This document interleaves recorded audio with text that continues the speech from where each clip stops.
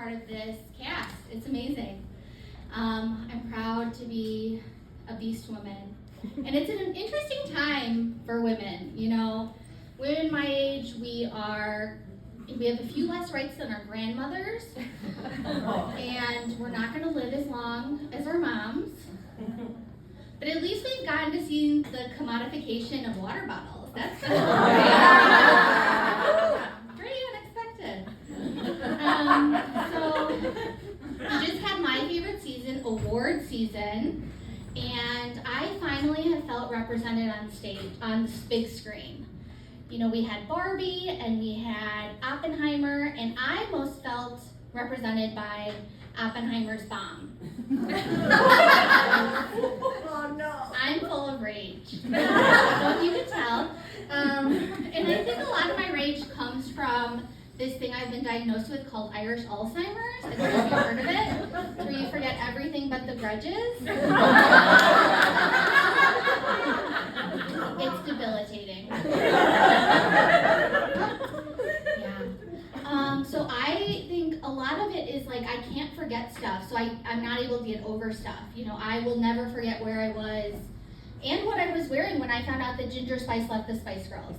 It was Memorial Day weekend, 1998. And it was my 6th birthday party. So I dressed as my favorite Spice Girl, Hush, and I wore a little Gucci dress made by my mom, Joan's favorite.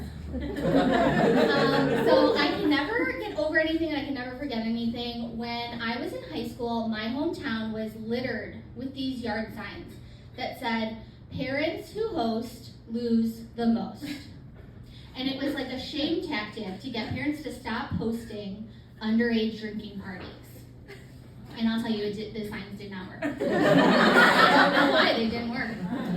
So that spring, this girl, and we're gonna call her Schmemily, so she had this big party, and the cops broke it up, I'm so sorry to say. They had to bench a bunch of athletes. They had to recast the musical. And the Science Olympiads, they couldn't go to the Olympics that year. I wasn't there, but I was involved. The weekend after the party, me and all my friends, we went out and we donned these like black cat suits. And we ran all around town and we picked up all the signs that said "Parents who host lose the most." And by the end of the night, we had at least 2 dozen. And we put every single one of them in Schmemily's front yard. And you're like, oh my God, what did Schmemily do? I will tell you. 4 years earlier, I'm in 7th grade gym class. Yeah, I was in gym class in 7th grade, and we were doing sit-ups, and she looked at my legs, and she said, "Oh my God, your calves are smooth, but your thighs are hairy like a wildebeest." And I just stayed quiet because I knew I would get her back at some point. And I did. So I have never been able to get over the great American mystery that is the murder of John Benet Ramsey. I was not even 5 years old when I was standing in line at a Jewel Osco, and all of the magazines were covered with this girl who was around my age. And she had blonde hair, and it was obviously bleached. And she wore makeup, and she had these big cupcake dresses. And I just looked down at my Oshkosh Bagosh overalls, and I thought, am I ever going to be as glamorous as this dead girl? And I think I've answered that tonight.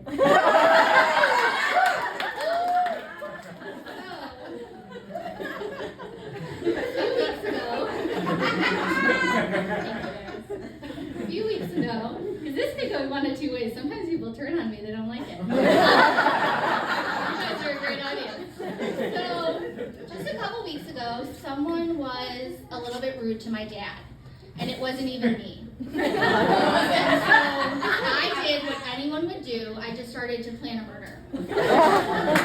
And it's not that I don't think he could plan his own murder.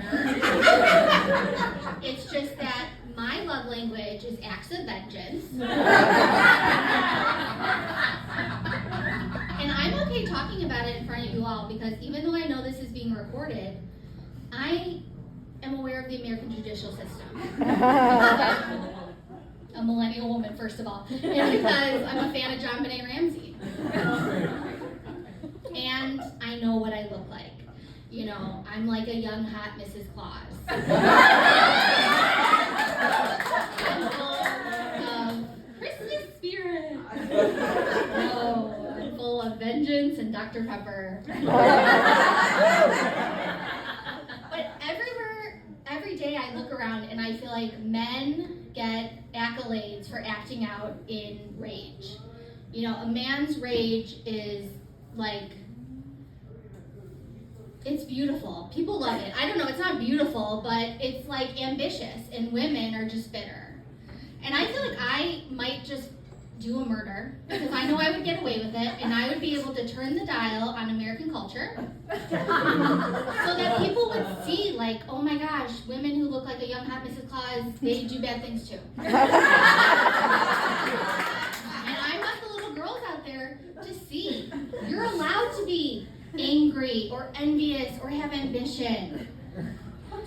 I think it's important, guys. I think it's really important. I'm willing to go through with all of this so that in 15 years, Suri Cruise, someone like her, can play me in a movie.